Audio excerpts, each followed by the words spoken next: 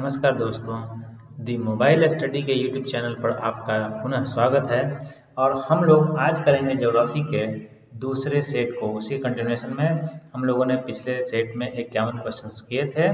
अभी हम लोग उसके बाद के क्वेश्चंस करेंगे। क्वेश्चंस में अगर आपको कोई दिक्कत आई हो तो आप हमें इस वीडियो के कमेंट में भी बता सकते हैं या उस वीडियो के भी कमेंट में बता सकते हैं। आज हम लोग शुरू कर रहे हैं 52वें नंबर क्वेश्चन से। तो हमारा पहला क्वेश्चन है, लघु हिमालय स्थित है मध्य में। तो जो लघु हिमालय है ये कहाँ स्थित है, आपका सवाल है। अगर आप ध्यान से देखे होंगे मैप को तो आपको इसके बारे में समझ होगी कि ये कहाँ पर स्थित है।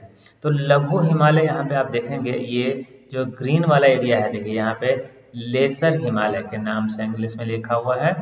लघु हिमालय ये ग्रीन वाला इलाका है। ये शिवालिक और ग्रेटर जो है उसके बीच में स्थित एरिया है। तो ये आपका है लेसर हिमालय।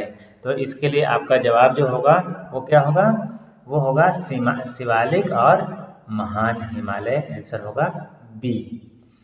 अगला हमारा सवाल है, निम्नलिखित में से कौन सबसे नवीन पर्वत श्रेणी है। तो पर्वत श्रेणियों के निर्माण की जो अवधि रही है उसमें सबसे नवीन जो संरचना है वो हिमालय की रचना है। ठीक है, तो यहाँ पर जब हम देख रहे हैं तो शिवालिक एकमात्र हिमालय से संबंधित संरचना है और यहाँ पर आपका जवाब हो जाएगा यही शिवालिक। अगला हमारा सवाल है, अब इसमें आप देखेंगे तो ये शिवालिक रेंज जो है सबसे हिमालय से जुड़ा हुआ है, तो सबसे नवीन संरचना भी है। पूर्वी हिमालय की तुलना में ट्री लाइन का ऊंचाई मान पश्चिमी हिमालय में होता है। अब जब देखेंगे कि पूर्वी हिमालय और पश्चिमी हिमालय में क्या डिफरेंस है, तो पूर्वी हिमालय में बारिश बहुत ज़्यादा होती है, इसलिए पेड़ थोड़ी ऊंचाई तक, थोड़ी ज़्यादा ऊंचाई तक उग जाते हैं। जबकि पश्चिमी हिमालय में बारिश कम होती है और बर्फबारी उसकी तुलना में ज़्यादा होती है।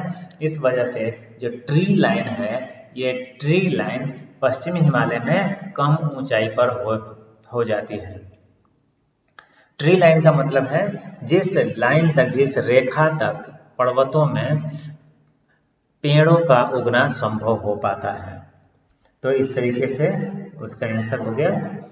अगला है, उत्पत्ति की दृष्टि से निम्न पर्वत श्रेणियों में सबसे नवीनतम कौन सी है। अब यहाँ पर देखा जाए तो अब हम लोग बात कर रहे हैं दक्षिण की तरफ के पहाड़ियों की।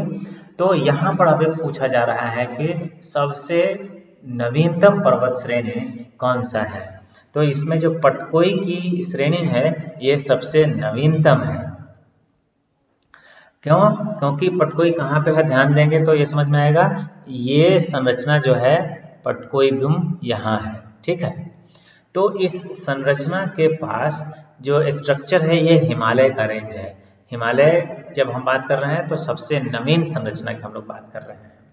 ठीक है, अगला सवाल हमारा है, पीर पंजाल श्रेणी पाई जाती है। पीर पंजाल कहाँ पे है, तो इस नक्शे से आप आसानी से इस बात को देख सकते हैं। पीर पंजाल कहाँ पे है, ये जम्मू कश्मीर का इलाका है, वहाँ पे स्थित है।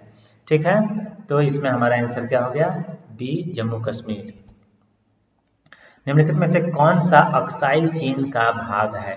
अक्साई चीन जो भारतीय भूभाग चीन के कब्जे में है उसको कहा जाता है अक्साई चीन। ये हिस्सा आप देख लीजिए, ये हिस्सा जो है ये आपका चाइना के कंट्रोल में है और इसका नाम इस वजह से अक्साई चीन यहाँ पर है। अब इस क्षेत्र में कौन सा भाग होगा, तो इसके हिसाब से आपको जो दिख रहा है साफ, ये लद्दाख का एरिया है। तो ये आपका आंसर यहाँ है डी। काराकोरम की अगर बात करेंगे तो वो इस रेंज की बात करेंगे, इस जगह पर है काराकोरम का क्षेत्र। ठीक है, तो ये आपका आंसर हो गया डी। अगला सवाल है, पश्चिमी हिमालय संसाधन प्रदेश के प्रमुख संसाधन हैं। तो पश्चिमी हिमालय में जो संसाधन प्रदेश हैं उसमें कौन से संसाधन होंगे। तो अभी तक जो संसाधनों की खोज हुई है और जो संसाधन दिखाई दे रहे हैं उसमें वन क्षेत्र जो है सबसे ज़्यादा महत्वपूर्ण लगता है। बाद में और खनिज या धात्विक या आणविक खनिज की खोज हो जाए तो कहा नहीं जा सकता, लेकिन अभी जो हमारे पास आंसर है इसके लिए वो है ए। अगला हमारा सवाल है ग्रेट हिमालय की ऊंचाई क्या है। अब इसमें भी थोड़ा बहुत कभी कभी आपको कंफ्यूजन हो सकता है। 8,848 या 8,850 आपको ये मिल जाएगा, दोनों नंबर कहीं पे भी। यहाँ पर MEASL का मतलब है मीटर एवं सी लेवल, ठीक है। मतलब जो ऊंचाई नापी जाती है किसी भी चीज़ की, तो उसको नापा जाता है एक आधार लेकर के। आधार मानते हैं हम लोग समुद्र के लेवल को, तो वहाँ से इसकी ऊंचाई मापी जाएगी। ये है आपका सबसे ऊंचा ग्रेट हिमालय। अगला क्वेश्चन है हिमालय पर्यायवाची है, मतलब किस क्षेत्र के लिए हिमालय का इस्तेमाल किया जाता है। तो यहाँ पर आंसर है मध्य हिमालय के लिए मुख्यतः हिमालय शब्द का इस्तेमाल करते हैं। जबकि नीचे तो आप देख रहे हैं शिवालिक का ही इस्तेमाल करते हैं, और आगे वाला उससे भी पीछे जो है उसको हम लोग ट्रांस हिमालय कहते हैं। अगला सवाल है निम्नलिखित में से सबसे प्राचीन पर्वत श्रृंखला कौन सी है। तो जो सबसे पहले बना है, यहाँ पर आप जो भी देखेंगे हिमालय तो सबसे नया है, तो इसमें सबसे अधिक अरावली पर्वत श्रेणी जो है वो सबसे पुरानी है। इसे रेजिडुअल माउंटेन भी कहते हैं, अवशिष्ट पर्वत, ठीक है। अगला क्वेश्चन, ये अब कुछ पिक्चर्स हैं, आप देख सकते हैं किस तरह से ये अब गिरता हुआ दिखाई दे रहा है, बहुत ऊंचाई कम हो गई है। अगला सवाल है अरावली श्रेणियों की अनुमानित आयु है। तो अरावली श्रेणी जो है वो लगभग 570 मिलियन वर्ष पूर्व के हैं। इसका सीधा सा सवाल का जवाब है सी। निम्न में से कौन रेजिडुअल पर्वत का उदाहरण है, मतलब अवशिष्ट पर्वत का उदाहरण है। मैंने अभी बताया ये अरावली पर्वत है। हमारा अगला सवाल है दक्षिण भारत की सबसे ऊंची चोटी है। तो जब ऊंची चोटी की बात कर रहे हैं और किधर की बात कर रहे हैं, साउथ इंडिया की। तो ऊंचाई पर क्या होता है, मुड़ी। और साउथ इंडिया में जब भी हम बात करेंगे तो उनका जो नाम है अनामलाई, इस तरह से जो नाम होता है, तो उससे आपको ध्यान रह जाएगा। मुड़ी जो कि दक्षिण का है, उसका जवाब है अनाई मुड़ी। तो आपका जो जवाब हो गया ए, ये अनाई मुड़ी का क्षेत्र है।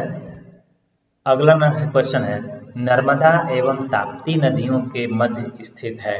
तो नर्मदा और ताप्ती नदियों के बीच में जो स्ट्रक्चर है, यहाँ पे आप इसको देख सकते हैं, ये सतपुरा रेंज है। सतपुरा रेंज कहाँ कहाँ है, ये आपका नर्मदा और ये ताप्ती, इसके बीच में ये स्थित है। तो सतपुरा रेंज आपका आंसर हो गया बी।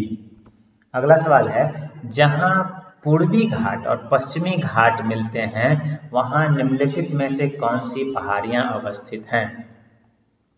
तो पूर्वी घाट और पश्चिमी घाट का मतलब क्या है, अगर आप ये थोड़ा समझ रहे होंगे, ये आपका पश्चिमी घाट है इस एरिया में, ठीक है, यहाँ से लेकर के यहाँ तक, और ये आपका पूर्वी घाट है। तो इन दोनों को मिलने की जगह, मतलब यहाँ मत समझिएगा, ये वाला स्ट्रक्चर यहाँ मिलता है इस तरफ से, यहाँ से भी ये वाला क्षेत्र जो है यहाँ। तो यहाँ पर जो क्षेत्र मिलता है उसको हम लोग क्या बोलते हैं, नीलगिरी। ये यहाँ पे देखिए ये नीलगिरी हिल्स है, ठीक है, ये वाला स्ट्रक्चर। तो आपका आंसर यहाँ पे हो गया क्या, सी।